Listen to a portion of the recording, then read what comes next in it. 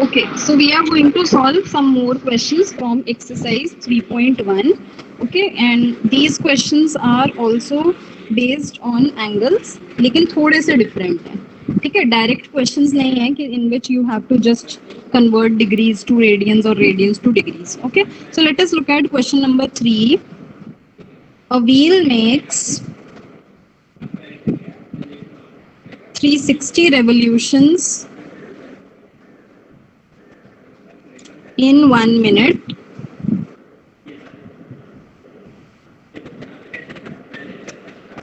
through how many radians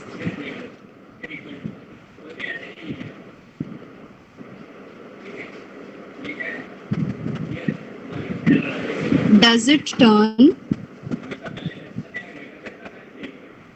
in 1 second? This is the question. This is question number 3. Okay. So a wheel makes 360 revolutions in 1 minute. Through how many radians does it turn in 1 second? So basically you have to tell what angle does it complete in 1 second. ठीक है, तो वैसे तो easy है, but since this is first one of its kind, so let us see. See, a wheel makes 360 revolutions in 1 minute. So first of all, tell me in radians, since the question is all about radians. In radians, what is the angle for one complete 360 revolution? degree. Yes. Okay, so one revolution is 360 degrees, लेकिन radians में बताइए आप, है ना? Because we are talking about radians. 2 pi. One revolution is 2 pi radians. Okay. So the wheel is covering 360 revolutions. So 360 revolutions will be equal to 360 into 2 pi. Okay. So this angle 360 into 2 pi is covered by the wheel in 1 minute. Okay. So we'll write angle turned in 1 minute will be equal to 360 into 2 pi. Do you all agree with this? What I have just written 360 into 2 pi. ठीक है, क्योंकि एक revolution 2 पाई है, तो 360 revolutions will be 360 into 2 पाई, और इतना angle cover हो रहा है 1 मिनट में. ठीक है, अब हमें निकालना है 1 सेकेंड में. So angle turned in 1 second. So how many seconds in 1 minute? 60 seconds.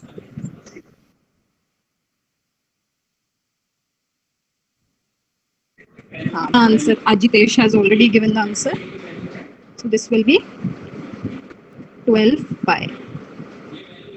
This will be your answer. 12 pi. ठीक है, so when we talk about very large angles, we refer to radians. इस question में तो mention था, नहीं mention होगा कुछ भी तो भी we can just work with radians. ठीक है.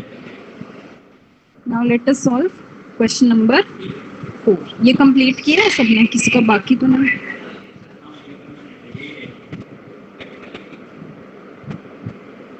Okay. Let us do now question number 4. Now this is about degrees. Find the degree measure of the angle subtended at the center of a circle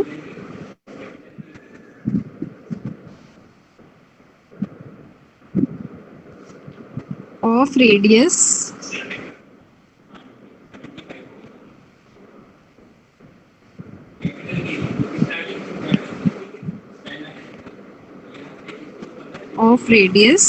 radius is already given 100 centimeters by an arc of length 22 centimeters, and in the brackets it is given pi is equal to 22 by 7.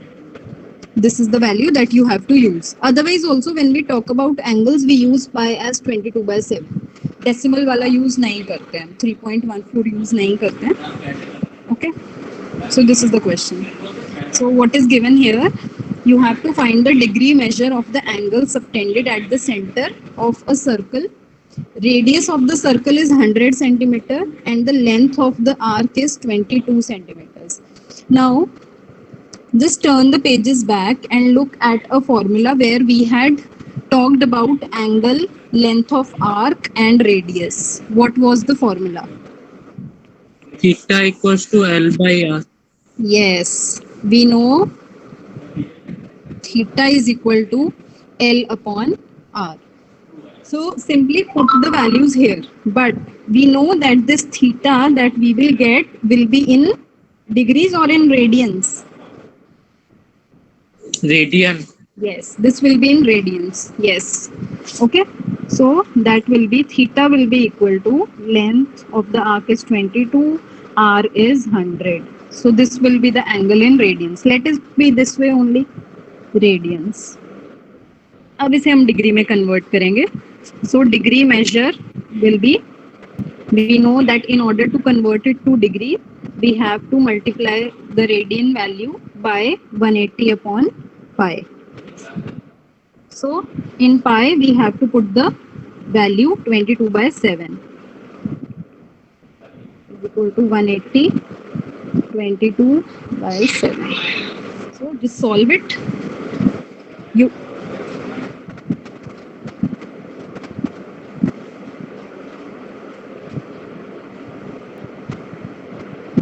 now solve it. You will not get a whole number as your answer. You will get something in decimals. What are you getting in decimals or in fraction? Fraction में छोड़ेंगे, decimal में नहीं करेंगे. 12.6 ma'am.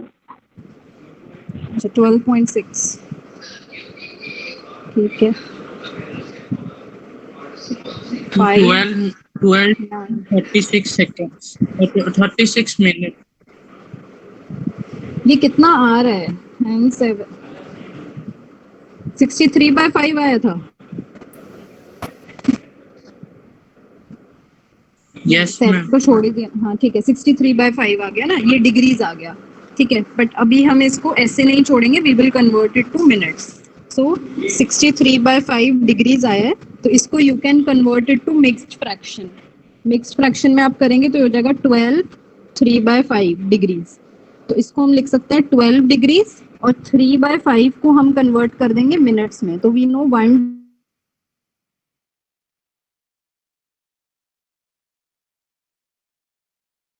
that is 36 minutes. ठीक है, 1 degree is equal to 60 minutes. So 3/5 degree will be equal to 36 minutes. तो यहाँ पे हम लिख सकते हैं 12 degree 36 minutes. This will be the answer.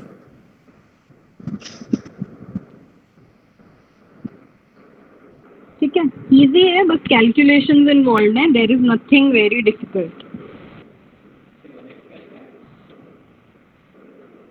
ठीक है, अब हम क्वेश्चन नंबर 6 कर लेते हैं. 5 and 7 I'll ask you to do as homework. Try 5 and 6 at home. We'll do question number 6. Have you all completed this? Anyone left? काफी लोगों ने तो पहले ही कंप्लीट कर लिया. Okay. We'll now do question number 6. Question number 6 is, if in two circles arcs of the same length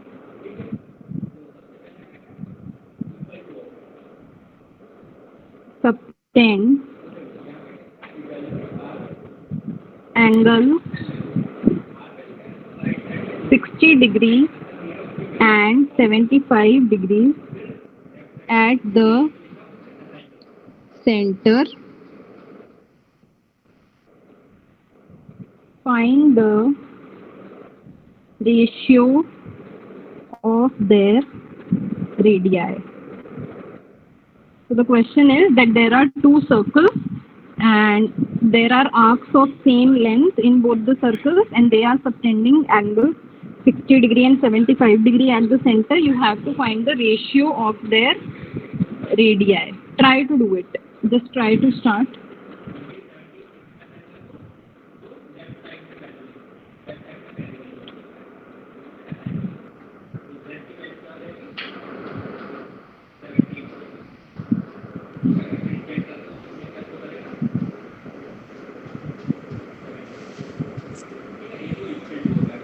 Everyone try to do it. Like at least try to think of the method कि क्या use कर पाएंगे आप.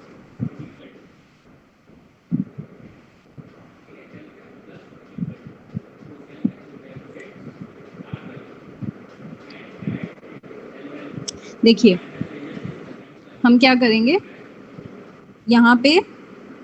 अच्छा this is like example 5. कुछ लोगों ने ratios भेज भी दिए हैं. ओके देखिए इसमें हम क्या करेंगे. हमें किस चीज़ की बात कर रहे हैं. आर्क की बात कर रहे हैं, रेडियस की बात कर रहे हैं और एंगल की बात कर रहे हैं. So again we will use the formula that we have used in the previous question. ठीक है. We know theta is equal to L upon R. तो हमें तो रेडियस की रेशियो निकालनी है. तो this will give you R is equal to theta into L. पर यहाँ पे जो थीटा होता है that is in radians. Length of the arc doesn't matter कि किस यूनिट में है, लेकिन theta has to be in radians. Okay so first we will convert. L by theta होगा ना. व्हाट. नहीं R L1 equals to the नहीं, ये तो मैं जनरली लिख रही हूँ. जनरली लिखा है ये formula. R is equal to हाँ L upon theta. Sorry L upon R will be L upon theta. Sorry हाँ ठीक है. अब यहाँ पे ये तो एक जनरल हमने फॉर्मूला लिखा है. अब हम ये दोनों सर्कल्स के लिए कंसिडर करेंगे. Okay so what we will do here is, ये तो फॉर्मूला है that we will be using in this question. So let the length be L because same length की आर्क्स हैं. सो लेट द, ये आपको assume थोड़ा सा करना पड़ेगा. Let the length of the arcs be L. L units because we don't know what is the unit. Okay, let R1 and R2 be the radii of two circles. ठीक है. तो first वाला जो circle है उसका angle है 60 degree. तो पहले उसको हमें कन्वर्ट करना होगा to radians. 60 degree will be equal to 60 into pi by 180 radians. And similarly 75 degrees will be equal to 75 into pi by 180 radians. So we'll just simplify. What do you get for 60 degree? What is the angle? Pi by 3. pi by 3. Pi by 3. And for 75 what is the angle? 5 pi by 12. 5 pi by 12. ठीक है. तो ये हमारे पास दोनों angles आ गए. Let this be theta 1 for the first angle and let this be theta 2. Okay now we will use the formula. So we know that r is equal to L upon theta. So r1 will be L upon theta 1 and r2 will be L upon theta 2. So R1 की value L is fixed and theta 1 is pi by 3. So this will basically become 3L upon pi. This is R1. And similarly R2 will be L upon 5 pi by 12. So R2 will be 12L upon 5 pi. These are the values of R1 and R2. And now we have to find the ratio. So it is not mentioned कि किसका किसका ratio निकालना है. So we can just simply find R1 ratio R2. हो सकता है R2 ratio R1 पूछा होता. Okay, so it will be 3L upon pi divided by 12L upon 5 pi. So when you solve this, you get the ratio 5 upon 4. So this will be the answer. Why do you get this? Because L and L will be cancelled, pi and pi will be cancelled. So only numbers will be left. ठीक है?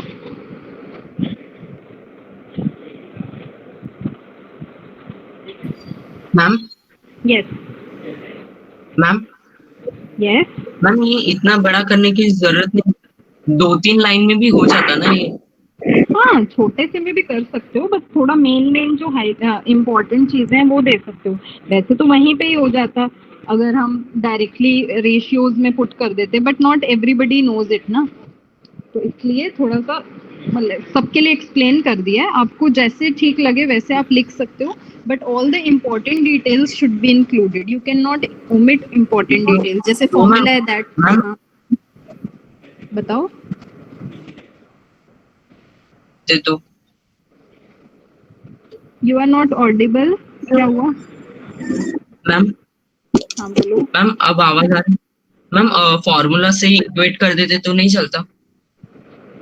हाँ, formula से equate कर सकते थे ना L को ना, L is equal to Yes, R1 ma'am. Theta 1 is equal to R2 theta 2। Yes ma'am.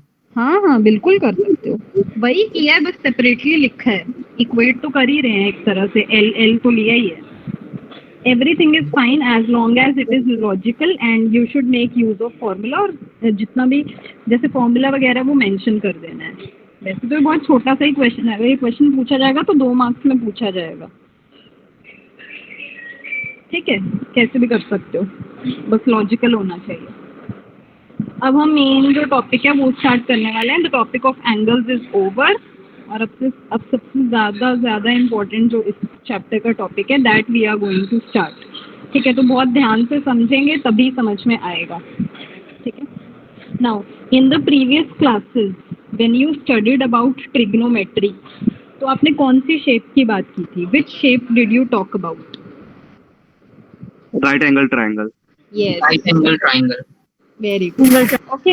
So when you were introduced to trigonometry, you talked about only right angled triangles. Okay.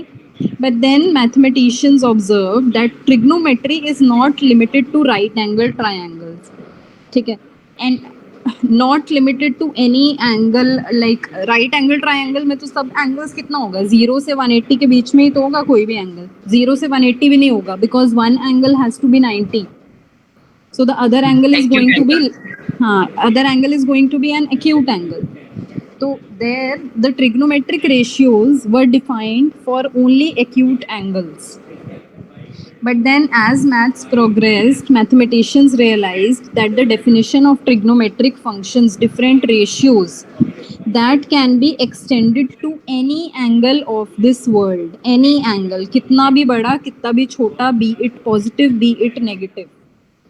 So that is what we are going to observe now. Now whatever I am going to discuss with you now, that is not going to be asked in exam. That is more of a derivation. पर आप कि ये concept आया कहाँ से है, इसलिए मैं एक्सप्लेन कर रही हूँ। तो हो सकता है कुछ लोगों को बहुत अच्छा नहीं भी लगे क्योंकि थ्योरेटिकल है, but some students may find it interesting and you should know like how it actually came. और ये कुछ ऐसा नहीं है जो मैं अलग से बता रही हूँ, it is there in your book. So you should make a habit of reading the text also before exercise. Exercise से पहले जो text होता है that contains a lot of useful information, and when you read the text things actually make sense कि हम ये कर क्यों रहे हैं, ये आया कहाँ से है। Instead of using the formula directly, you should definitely refer to the text also. हाँ ठीक है, आप ये text you don't have to learn or memorize by heart, but you should know the basic concepts.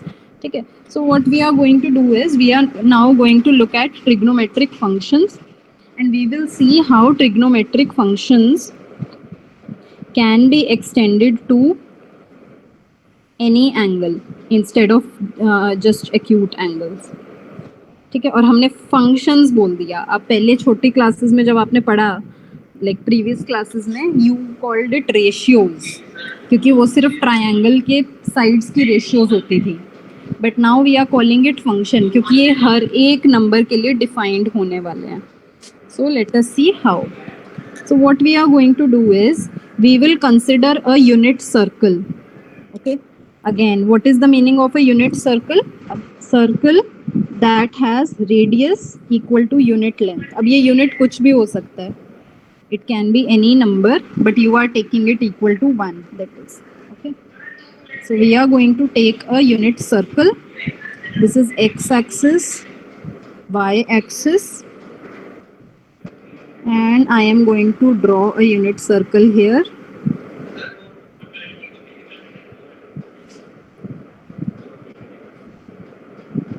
Okay, drawing is not very perfect. Just assume that it is a circle.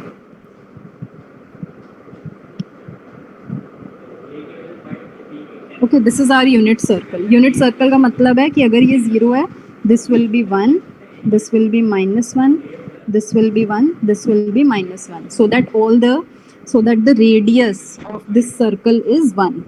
ठीक है? So, and now let us give names to these points. So I'm just going to call these points A, B, C, and D. Can you tell me the coordinates of A? 0 1 हाँ, 1 0. 1 0, not 0 1. हाँ, 1 0. ठीक है, A का coordinates है 1 0. What are the coordinates of B? 0 1. 0 1. C? -1 0. हाँ, and D? 0 -1. ठीक है, ये coordinates हैं. ठीक है, अब हम क्या बोल रहे हैं यहाँ पे? Let me just write also. ठीक है, बाद में एक्सप्लेन करेंगे. अब हम क्या कर रहे हैं? We will take any random point P on this circle. कहीं पे भी we can take a point P.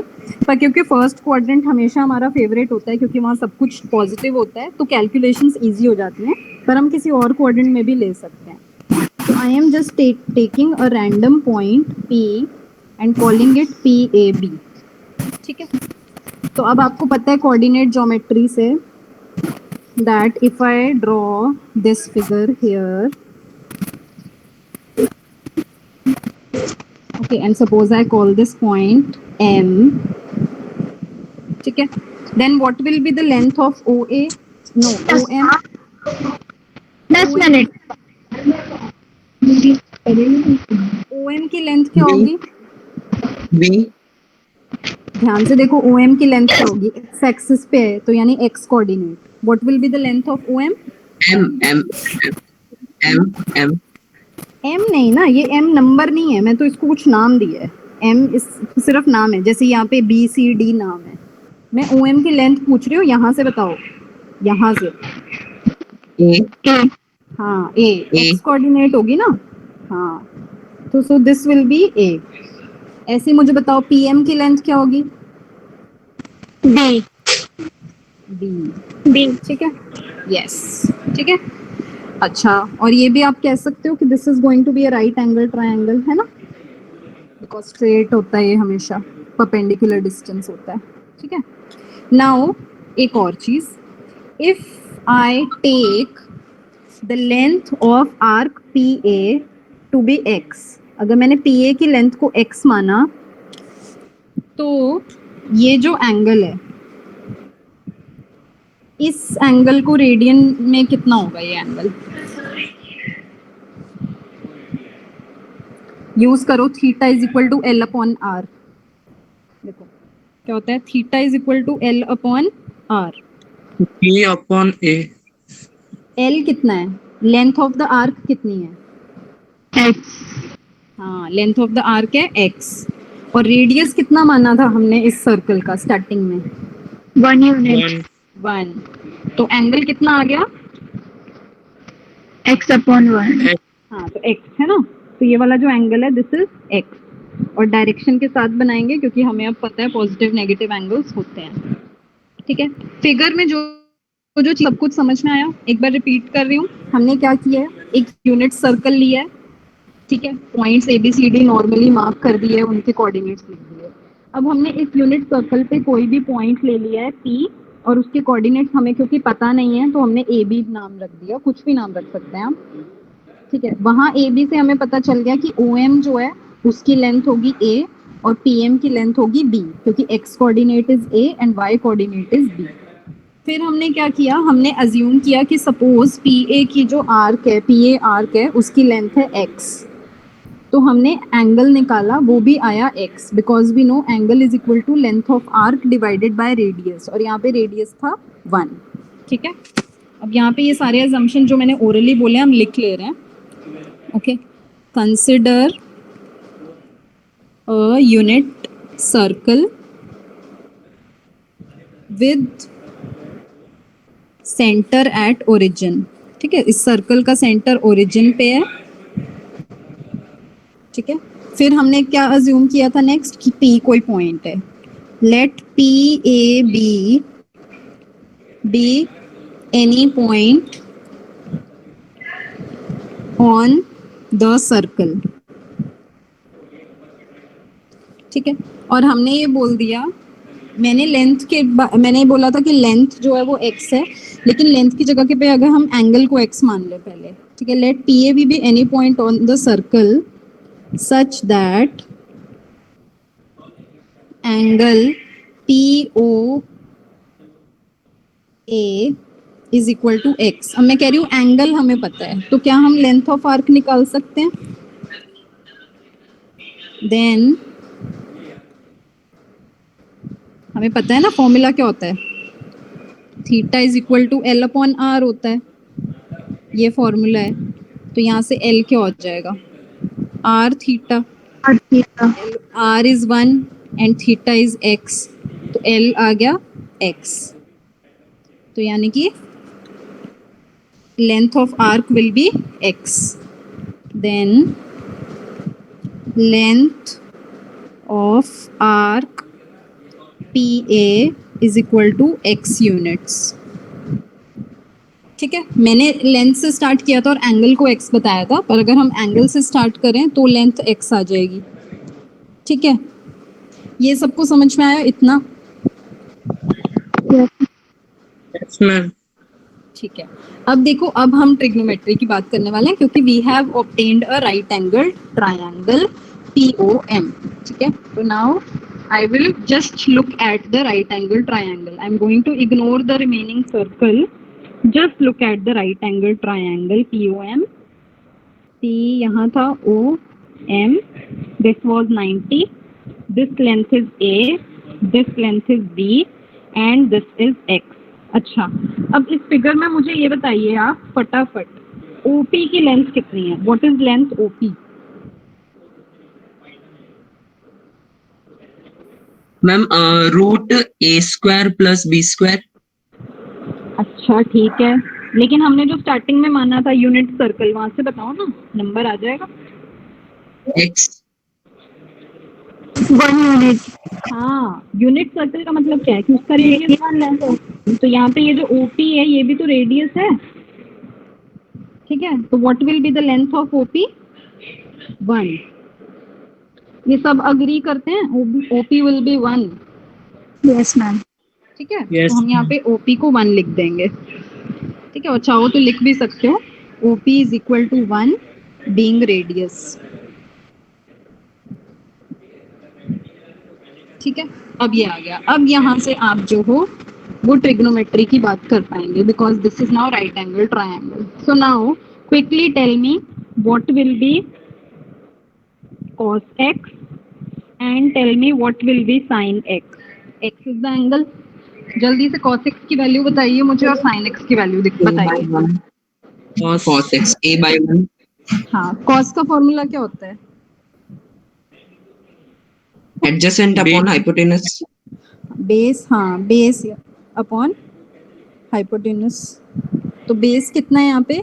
a है और ये 1 है, तो सिर्फ a आ गया, ठीक है। ऐसे ही मुझे साइन का क्या फॉर्मूला होता है? Perpendicular upon hypotenuse. परपेंडिकुलर कितना है? b। ठीक है, तो साइन x आ गया b, ठीक। अब देखो यहाँ से एक बहुत इंपॉर्टेंट आइडेंटिटी आने वाली है जो तुम पहले से पढ़ के आए हो, cos sin square x plus cos square x. Sin square x plus cos square x so is equal to sin square x की वैल्यू बताओ यहाँ से जो अभी हमने निकाली है. sin x क्या है? B. b. तो आ जाएगा यहाँ b स्क्वायर और cos x क्या है? a. तो यहाँ आ जाएगा a स्क्वायर. ठीक है. अब इस ट्रायंगल में बताओ b square plus a square क्या है यूजिंग पाइथागोरस थ्योरम? 1. 1. ठीक है ना. 1 स्क्वायर यानी कि 1. तो हमारे पास ये आइडेंटिटी आ गई. Sine square x plus cos square x is equal to 1. आपको याद है ये आप पहले भी पढ़ के आए हैं?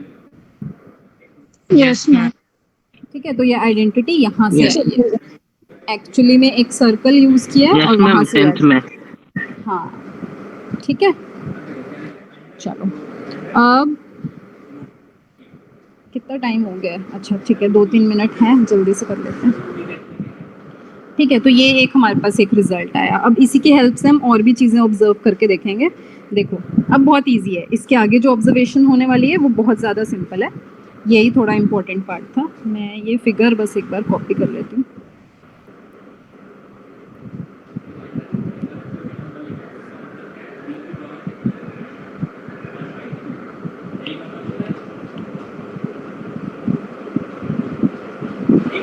ठीक है. ये हमारी फिगर है. अब मुझे ये बताओ जल्दी से कि अगर if x is equal to देखो अभी अभी हमने क्या ऑब्जर्व किया था. इफ x भी नहीं, अभी अभी हमने क्या ऑब्जर्व किया था? We observed that cos x was equal to a and sin x was equal to b. ठीक है. ये सबको याद है? अभी अभी हमने ऑब्जर्व किया था. Yes, ma'am. ये देखो यहाँ पे आया था ना ये cos x is equal to a and sin x is equal to b. ठीक है. यहाँ पे x क्या था? एंगल था. ठीक है. और ये a और b एक्चुअली थे क्या? p के कोऑर्डिनेट्स थे. देखो यहाँ पे हैं. ठीक है. इसका मीनिंग क्या है कि x एंगल अगर हम बनाएंगे सर्कल पे कोई भी पॉइंट लेंगे जो x एंगल बना रहा है तो उस पॉइंट के जो x कोऑर्डिनेट होगा यानी a होगा वो cos x के इक्वल होता है और y कोऑर्डिनेट हमेशा sin x के इक्वल होता है. Do you all agree with this? Yes, ma'am. ठीक है. तो हमारे पास क्या आया? यानी कि हम कह सकते हैं कि जो p के कोऑर्डिनेट्स थे a, b वहाँ पे a जो था वो था cos x और b जो था वो था sin x. ठीक है. जहाँ पे x क्या था? where x is the angle made by PO with positive x axis. Do you all agree with this statement कि यही आ रहा है हमारे पास? देखो PA भी है ना, तो A कोऑर्डिनेट को हमने रिप्लेस कर दिया cos x से, B को रिप्लेस कर दिया sin x से और हमने कहा x जो है वो एंगल है जो OP बनाता है पॉजिटिव x एक्सिस के साथ. ठीक है. लर्न कुछ नहीं करना है, सिर्फ समझना है. ठीक है. तो अब हम यहाँ से क्या करने वाले हैं? कुछ वैल्यूज निकालेंगे. अब मैं कह रही हूँ if x is equal to pi by 2. ठीक है. अब सब ये ध्यान से देखेंगे इस फिगर में. देखो x equal to pi by 2 होते ही हमारा जो p पॉइंट है वो कहाँ शिफ्ट हो जाएगा? Y एक्सिस पे. हाँ. और कौन से पॉइंट के इक्वल हो जाएगा? देखो B के. b के इक्वल हो जाएगा. ठीक है. तो x जैसे ही पाई बाय 2 होगा जो पॉइंट होगा वो b के इक्वल हो जाएगा. ठीक है. तो यानी कि जो b के कोऑर्डिनेट्स होंगे वो cos और sin की वैल्यू दे देंगे. यानी कि b के जो कोऑर्डिनेट्स हैं 0 वो cos पाई बाय 2 होगा और जो सेकंड कोऑर्डिनेट है 1 वो sin पाई बाय 2 होगा. क्योंकि अभी अभी हमने यही चीज़ कही है कि जो फर्स्ट कोऑर्डिनेट होता है वो cos होता है, सेकंड कोऑर्डिनेट sin होता है. ठीक है. समझ में आया ये? Yes, ma'am. Yes ma'am. ठीक है. अब हमने थोड़ा सा फिगर को और रोटेट किया. अब मैं कह रही हूँ अगर हमारा एंगल हो गया पाई यानी कि 180 डिग्री तो अब हमारा P पॉइंट कहाँ शिफ्ट हो जाएगा? C. C पे. ठीक है, C के कोऑर्डिनेट्स थे -1 और दूसरा कोऑर्डिनेट था 0। तो इसका मतलब है cos पाई होता है -1 और sin पाई होता है 0। ठीक है, अब ऐसे ही नेक्स्ट पॉइंट पे चलते हैं। थोड़ा सा मैंने और रोटेट किया and now we came to point D। तो यहाँ पे x की वैल्यू हो जाएगी 3π/2 यानी कि 270 डिग्री। तो इसमें मैं कह रही हूँ 3π/2 cos की वैल्यू क्या होगी? अब बताओ मुझे cos 3π/2 की वैल्यू क्या होगी? cos 0 0 है ना। और sin 3π/2 की वैल्यू होगी -1 -1। ठीक है, सिमिलरली जो लास्ट हमें यहाँ से मिलेगा वो मिलेगा पाई 2π, यहाँ साइड में लिख रही हूँ। ठीक है, if x is equal to 2π यानी कि पूरा रेवोल्यूशन हो गया, तो वापस a पे आ जाएंगे हम। तो cos 2π क्या हो जाएगा बताइए? cos 2π 1 हाँ, और sin 2π 0 ठीक है। तो ये तो मैंने सिर्फ 2π तक की बात की, पर अगर हम और घुमाएंगे अपने पॉइंट को, अभी p को सिर्फ एक रेवोल्यूशन लिया, वो 2 रेवोल्यूशन भी ले सकता है। It can take 1000 revolutions also, 1 lakh revolutions also, 239.7 revolutions also, so it can take as many revolutions as it want। और हर जितनी भी बार वो p पॉइंट थोड़ा सा भी हिलेगा तो साइन और कॉस की वैल्यू हमें मिल जाएगी उसके कोऑर्डिनेट्स से। तो that is why x angle चाहे कितना भी बड़ा क्यों ना हो, कितना भी छोटा क्यों ना हो, you can always find corresponding values of sine and cos. Do you all agree to this? Yes ma'am. ठीक है, तो अब हमने जो अपनी डेफिनेशन थी ट्रिग्नोमेट्रिक रेशियोज की, वो अब एक फंक्शन पे एक्सटेंड कर दी है। फंक्शन पे इसलिए कि हम ये कह रहे हैं कि चाहे कितना भी कोई भी वैल्यू क्यों ना हो x की इस पूरे वर्ल्ड में, always you can find cos and sine. और एक बार कॉस साइन निकल जाते हैं तो आपने तो पढ़ा ही है क्लास 10 में कि tan निकल सकता है, फिर कॉट कॉसेक और सेक भी निकल सकते हैं। Okay, so this is how we have now moved on from triangles to a general concept for trigonometric functions. ठीक है? So this was theoretical part, will not be asked in exam ever, but you should like know something about it at least. Okay, thank you so much. That's all for today. The remaining 2 questions you need to do in homework. I will put that in Google Classroom also. Okay. Thank you.